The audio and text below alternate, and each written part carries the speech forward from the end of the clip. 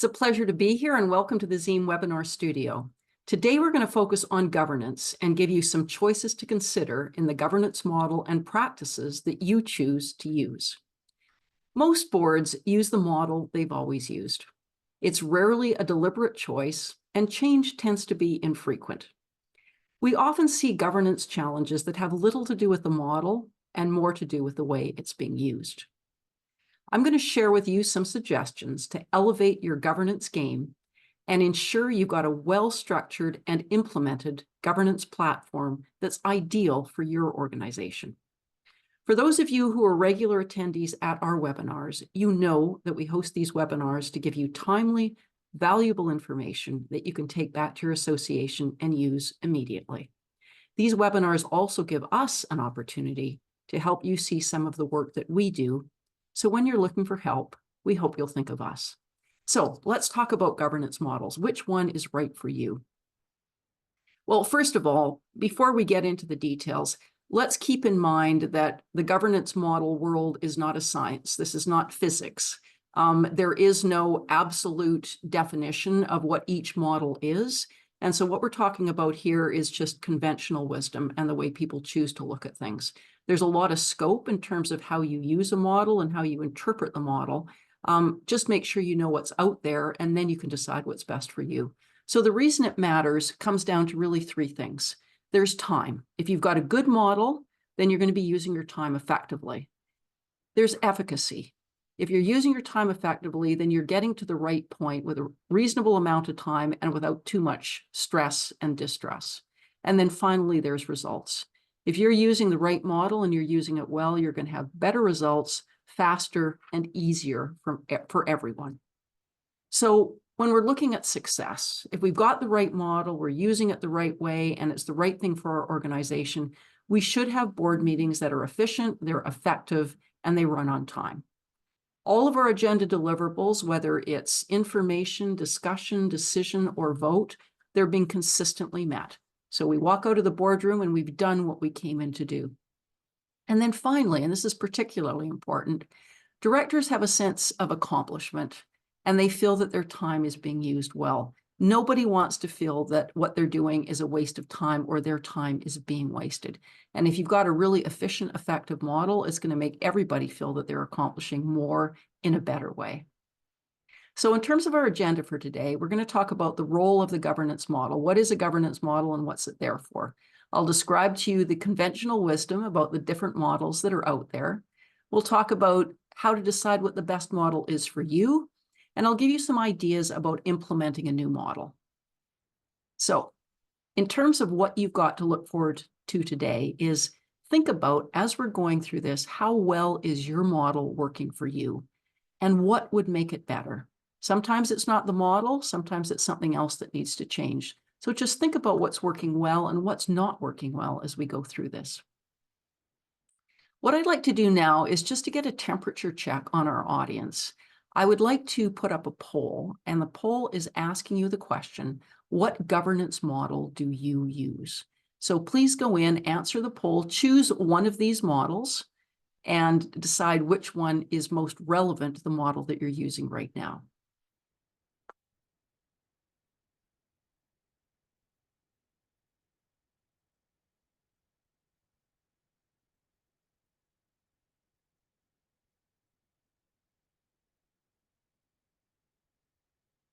So we've got a lot of traditional models out there, which is entirely expected. That's what we see the majority of the time. We've got a few that are using the Carver or policy governance model. We've got a few that are using the management team model. And we've got some people that are using the representative or constituent model. So let's talk a little bit about what those models look like. But before we get there, let's talk about the role of the board.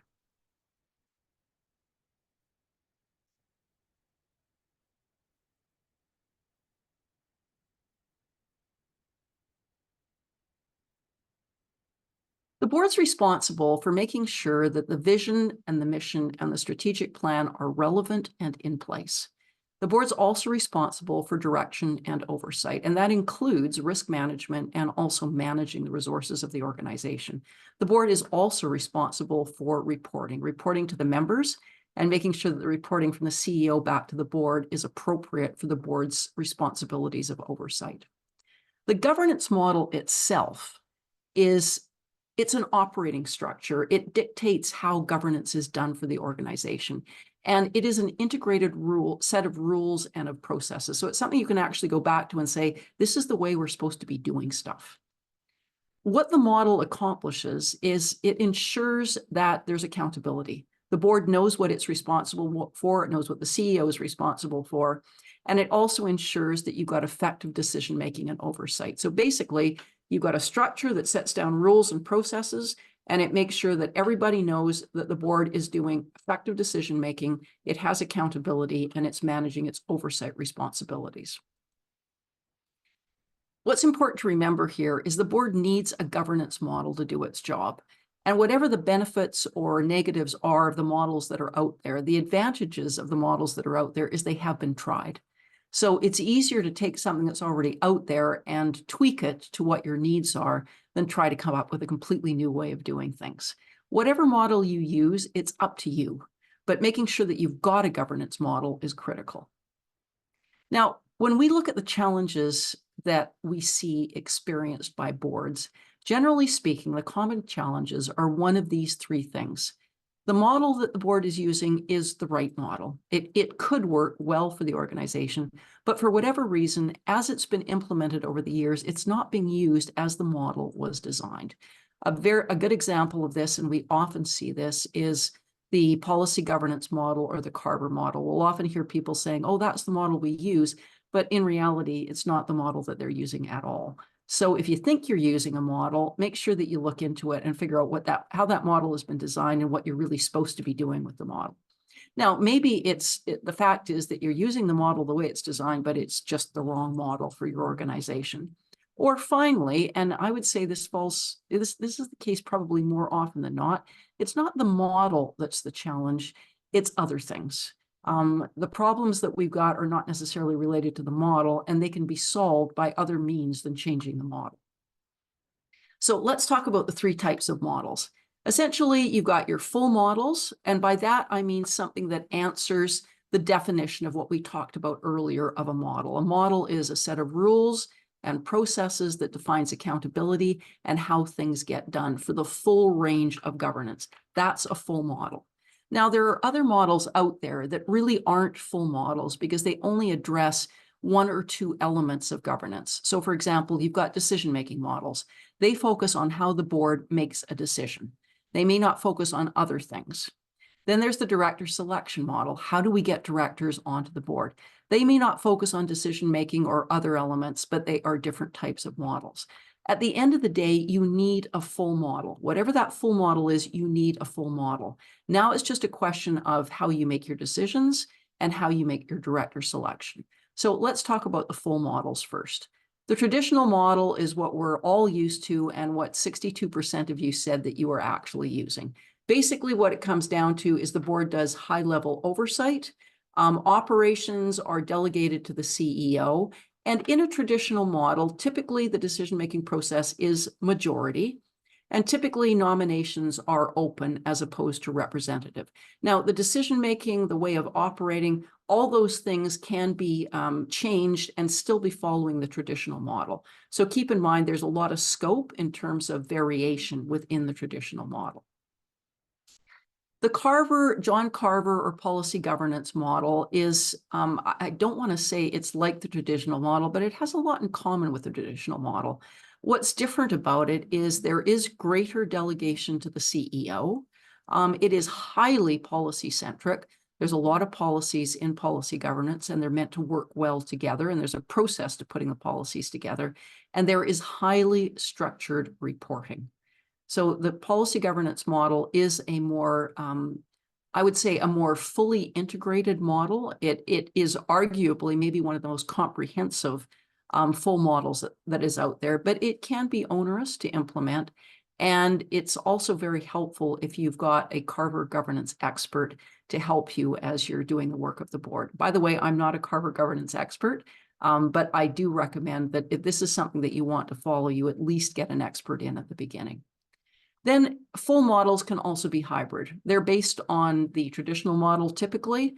Some examples of hybrid models, and I'll describe these in a bit later, are the results-based model, the management team model, but really anything can be a hybrid model. It's really just extra things or different things that are strapped onto what is usually the traditional model.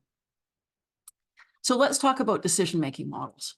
Consensus model. Now, again, this is all about decision-making. It's not a full model, but in the consensus model, the majority does not rule. The decisions are intended to be consensual. The thought is that they're intended to be unanimous.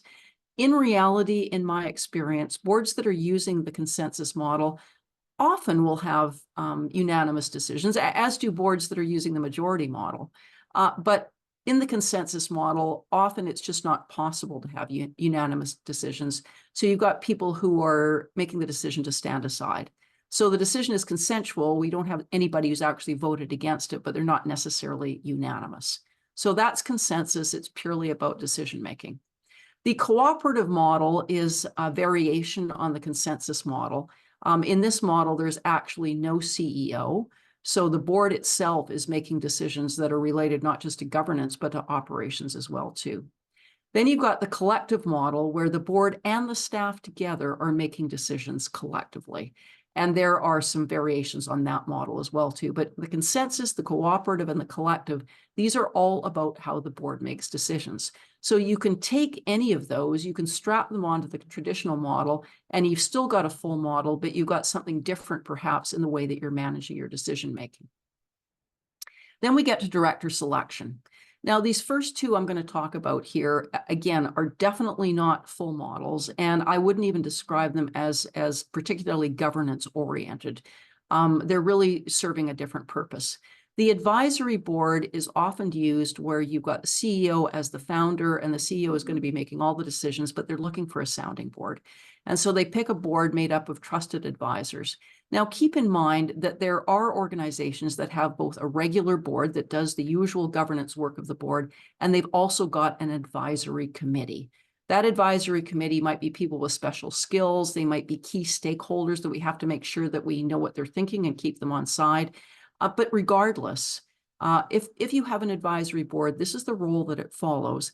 And you can have an advisory committee or an advisory council in addition to a regular governance board. So if this is something that you feel that you need, it doesn't mean you have to replace your governance board with an advisory board. You may have it in addition. Now, the patron board is somewhat similar to the advisory board, but really their fundamental purpose is fundraising. And typically with a patron board, anybody on that board, any directors, are expected to contribute themselves and also to raise funds. So again, the patron model is not there to do governance per se. It's there to do fundraising. So you might want to have a patron board in addition to the governance board, or add patron elements to your governance board. There are boards out there that will use the traditional model, but it is understood that if you become a director on that board, you are expected to contribute personally to the fundraising effort. So that's another form of hybrid. Now, in the director selection model, one of the most common models that is used is a constituent model. You've heard of all sorts of boards where they have a requirement for geographic representation. So that could be geographic within the province, if that's where the mandate of the organization is. It could be across Canada. You'll often have a situation where the BC chapter will appoint the BC representative to the board, the New Brunswick chapter similarly. So geographic representation is pretty typical. Demographic representation may be part of that as well, too. Demographic could be it could be lived experience, it could be age, it could be type of demographic. There's a lot of things that could fit into the demographic representation, but essentially with constituent, you are actually sitting down and saying, this is going to be a constituent board for director selection, and here's the constituent that we need to be looking at. It has to be geographical, it has to be demographic, fitting into these categories. That's something that you define ahead of time, and so that determines who's going to sit on your board. Then there's the Cortex model, which is often called community engagement. And in this case, what you've got on the board is you are looking to be community-centric with your board, and your board is often made up of the key stakeholders in your organization. Not necessarily geographic, but there's an element of constituency to that. In many cases, the decision-making is highly distributed. So the board might be responsible for decisions, the staff might be responsible for decisions, the volunteers might be responsible for decisions, and it might be much more collaborative than you would normally see with a traditional board. Now, any of these decision-making or director representation models can be worked in with a traditional model to make a hybrid model. So with a results-based model, for example, it's really all about the committees. You have no operating committees, you have governance committees only. Or the other way around, you've got a management team model where there's no CEO or staff, and the committees are actually performing the operations. So in that case, you would probably have governance committees and you would have operations committees, and those operations committees are working committees that are actually doing the operations work of the organization. Really, any kind of model can be a hybrid if it's based on a full model, like the traditional model or the Carver model. So, deciding what's best for you, that's the key consideration. First of all, think about, are you using your current model correctly? If you feel that you're using the Carver model or the traditional model or some other kind of model, look it up. Find out what people have to say about that kind of model, and are you using it the way it was intended to be used?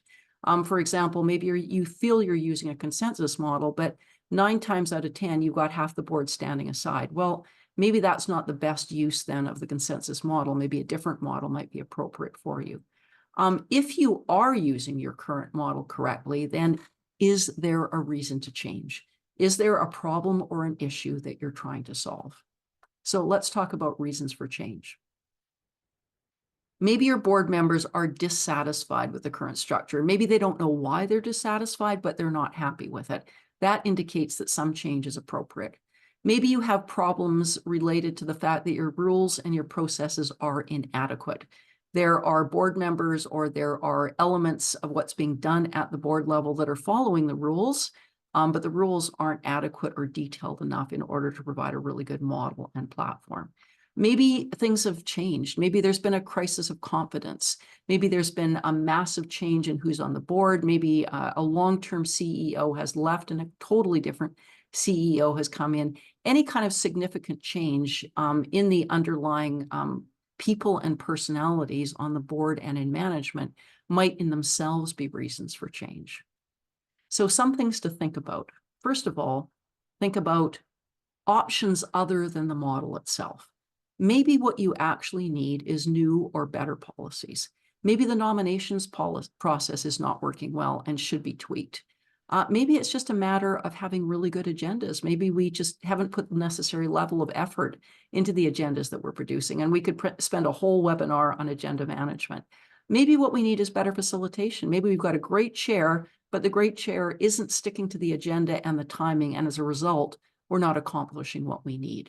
So the first thing to consider, as we discussed, is what is not working well? Do we not have the right people on the board? If that's what the problem is, then think about what might be behind that. Maybe we've got a constituent director selection process, and that's resulting in we don't have the competencies that we actually need on the board, or maybe we've got a constituent-based director selection process, and those directors think that they are there to represent their constituency instead of representing all the members. Maybe the process of putting the directors on the board may be part of the problem. Maybe it's not a question of the fact that we've got constituent selection. It may be that the nominations process is flawed and we could do better at it. Maybe we're not doing active outreach. No matter what your process is, active outreach to help get the right people on the board, but at the same time, making sure that it's a level playing field that's open to everyone is an important part of making sure you've got the right directors on the board. Maybe something that's not working well is fundraising. Maybe we need a more devoted and focused approach on that. In that case, maybe you don't want to throw out the model that you're using, but you might want to add an advisory committee or maybe more appropriately a patron committee. These are the people who are solely focused on making sure that we've got enough money to run the organization. Maybe the decision-making isn't working as well as it could. Maybe we are constantly stymied to come up with a decision. Well, maybe we need to change from majority to consensus or consensus to majority. Maybe we need more stakeholder directors to help out with the decision-making process. Maybe we need a process whereby we've just got a better facilitated decision-making process. We've just got a better informed and trained chair who can help the directors come to a decision in a more easy and straightforward process. Maybe what's not working well is board effectiveness. Maybe we're not making the decisions we need to make in a timely manner. And again, that could come down to just having a much better and well-organized agenda. By the way, having clarity on your agenda about what is expected of that agenda item. Is it a decision? Is it information only? Is it meant to be a discussion? Is it meant to be a vote? Think about what you're trying to accomplish there with the agenda, and make sure that each agenda item is timed. So the facilitator knows I'm supposed to spend 10 minutes on this, not 30 minutes. Make sure your facilitator is trained. We've talked about that earlier. People don't come out of the womb as good facilitators. It's something that is learned.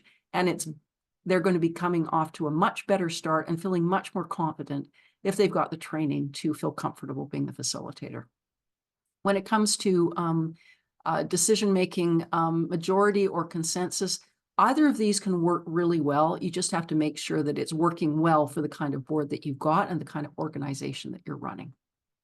Now, when it comes to implementing change, first of all, you want to start with the desired outcome. Don't start with changing the model or changing this or changing that. Figure out, what are we trying to accomplish here? What is the desired outcome? We want board meetings that stay on time. They accomplish things that we want to accomplish.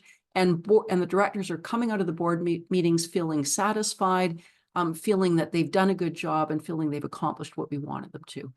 Figure out what your desired outcome is.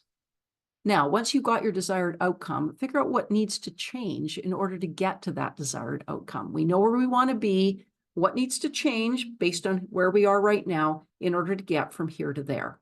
Now, map that out. How are you going to accomplish that change? We're going to change the model. We're going to change the processes. We're going to change the decision-making. We're going to change how people get onto the board. Once you've figured those three things out, now it's time to engage the stakeholders. Figure those three things out before you engage the stakeholders, because that's the board's job. Identify the desired outcome, what needs to change, how you're going to accomplish it. Now, you may want stakeholders to get involved with how you're going to accomplish it. You might identify, here's a couple ways we can go about it, but don't leave it wide open. When you go to your stakeholders, make sure you've got a good infrastructure for them to work within. Now, when you're ready to implement the change, it's really important that this gets documented. I think it's really valuable to define what the board's mandate is. Talk about the model that you're using and put that down in words. What is the role and accountability of the board? What does it have to do? What is the composition of the board? Who gets on the board? What type of people are on the board? What are their skills? What are their roles? What is their background? What are the critical processes that the board is following in order to do its job? Those are the rules and the processes. That's the model that they're actually using. Is there going to be governance performance evaluation? If this is something that you want, and it should be something you want, but it's not something every board is willing to do, it should be actually written down in the mandate that it is part of the board's mandate and responsibility to do regular performance evaluation of their governance. Finally, reporting. What kind of reporting is the board responsible for? The board is responsible for reporting to the members. What is that going to look like? And also the board is responsible for making sure that the CEO is reporting to the board in an effective way that allows them to do good governance. Make sure that's written down, and it's going to make things a whole lot easier for you. I strongly encourage you, as you go ahead and implement change, to make sure that you're including training. Governance training for the entire board on a regular basis. Make sure that your new directors are being trained very, very quickly after they become new directors. Don't leave that sitting around for 6 months or a year, or you're going to find that they're just not anywhere near as effective as if they'd had good training right from the outset. We talked earlier about making sure your facilitators are trained, and making sure that you have annual evaluation of your governance performance. So let's do a quick recap. We talked about the role of the governance model and what a governance model is. We talked about the 3 types of governance models, the full models, and you need a full model. Then you've got ones that talk about decision-making and ones that talk about director selection. These aren't full models. The best model for you is a full model with whatever tweaks are appropriate for you around decision-making and director selection. So in terms of the summary, first of all, figure out what you want to do. What are you trying to solve? Where are you trying to go? Once you figure that out, are you using the model that you've got correctly? What are the reasons for your change? And that's going to include what's not working well as what is working well. Is it the model that is causing things to not work well, or is it something else? Is it policies? Is it the way that the nominations process works? Is it the way that decisions are come to? And then what are we going to do about implementing change? How is that going to happen? Before we get to the live Q&A, if you want some help taking your association forward, if you're interested in talking about governance review or governance training or facilitation training, you know where to find us. We're happy to chat to you about what the next steps might be. Just reach out. In terms of your next steps, I encourage you to think about, first of all, what's working well, what isn't, and think about whether you need a different model or maybe something more micro, like policies, for example. Whatever it is, pick something, get started on it right away. And if necessary, and this is always true with organizations, you just don't have time to do everything. You might need to park something else for the time being until you figure out how you want to solve the challenges that you're dealing with right now. So before we get to the live questions, I will hand it over to Anna. Anna, please share with us the questions that you've got. Sure. So the first question we received was, what is the best way to introduce reevaluating the current governance model in an organization? Okay, so I'm going to interpret from that you've got a current governance model and you want to reevaluate it. I think that's an excellent idea, and I would start a little bit further out. Rather than reevaluating the governance model as a starting point, start by identifying the issue, the challenge, the issues, the challenges that you want to resolve. Why are we reevaluating the model? It must be because something isn't working as well as it should. So start with that. Figure out what you're trying to solve, then identify the options to solve that. That might be reevaluating the model. It might be reevaluating elements of the model, decision-making, directors, consensus, that kind of thing. Think about what are the options that you've got. Once you've figured that out, that's a really good starting point. And remember, we talked about earlier what you should do before you actually go out to the stakeholders. Once you've got that done and you've actually got a few choices for them to choose from, but you've really sorted out identifying where the challenges are, then go out to the stakeholders. Now, keep in mind, when you're going out to the stakeholders, which stakeholders you go out to depends on what you're actually changing.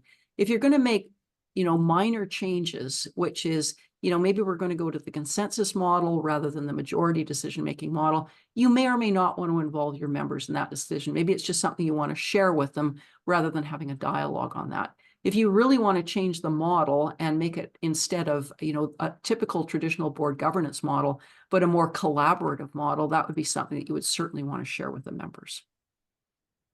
Okay, our next question is, how do we balance the need for members to want to feel included with having nimble and productive governance?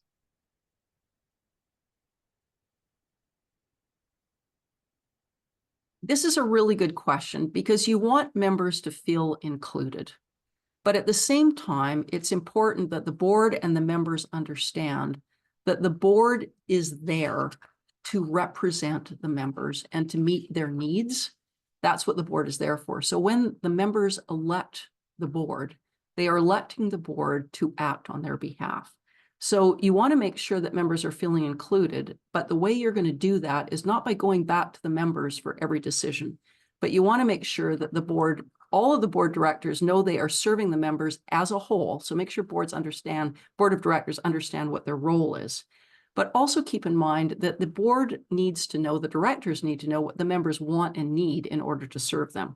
So you're going to need a formal method of checking in with members at all times, Maybe that's an annual member survey. Maybe it's Q&A at the AGM. You want to make sure that you have a method of dialogue going back and forth with members without delegating all of the decisions to the members. So make sure you've got that dialogue, make sure you've got that transparency in terms of changes that you're making, but that you know as a board of directors what your members want and need.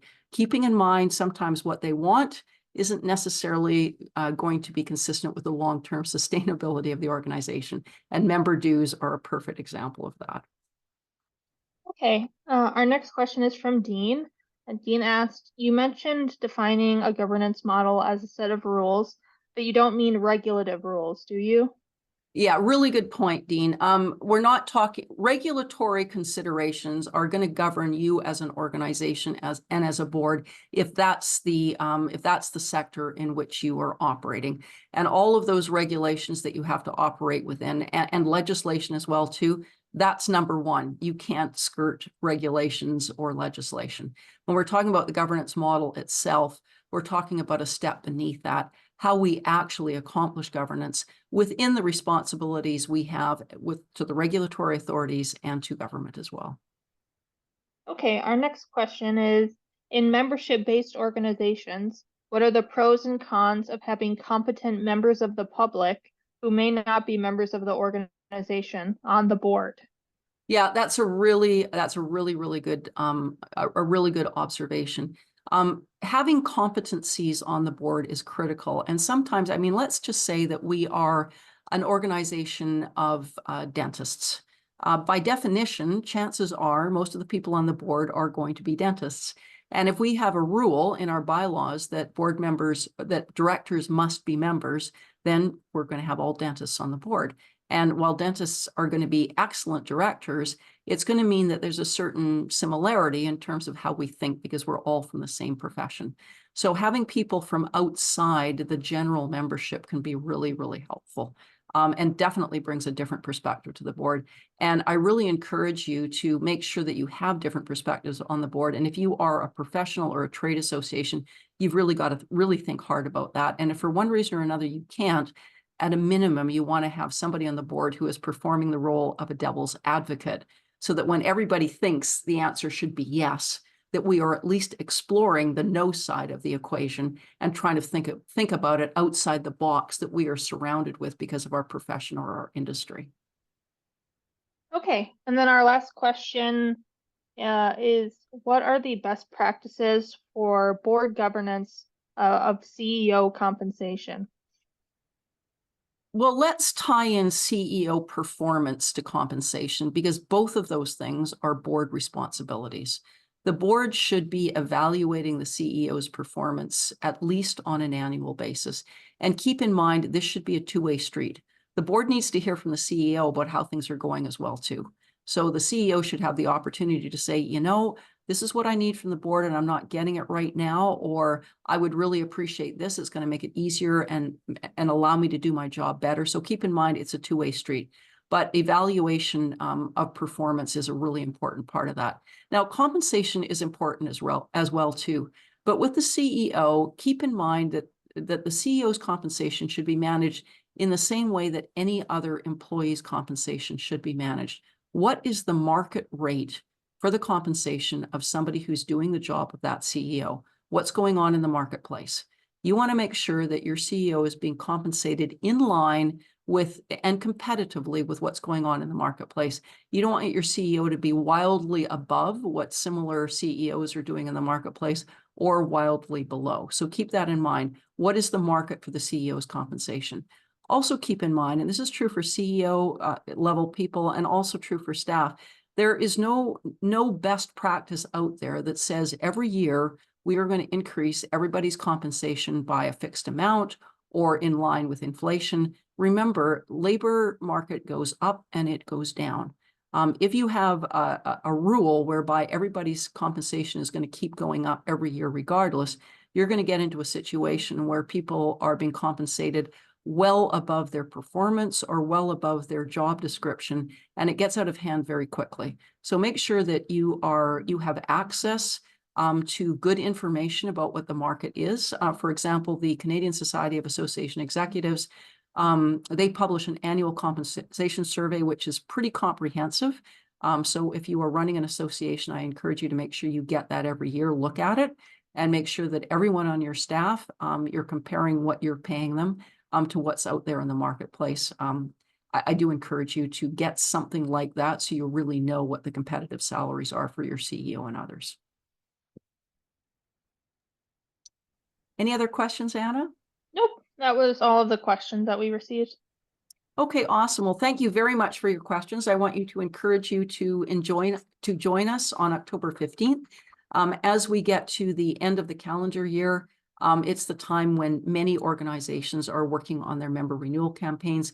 We are going to give you some best practices and some tips to ensure you got the highest possible rate of renewal. Anna is also going to follow up with you to get your feedback. Your feedback is important to us. For these webinars, we want to be giving you content that's valuable and important to you. So if you've got any suggestions for our learning lineup, please let me know. We'd love to get your suggestions. That concludes our webinar. Thanks for tuning in. We'll see you next month.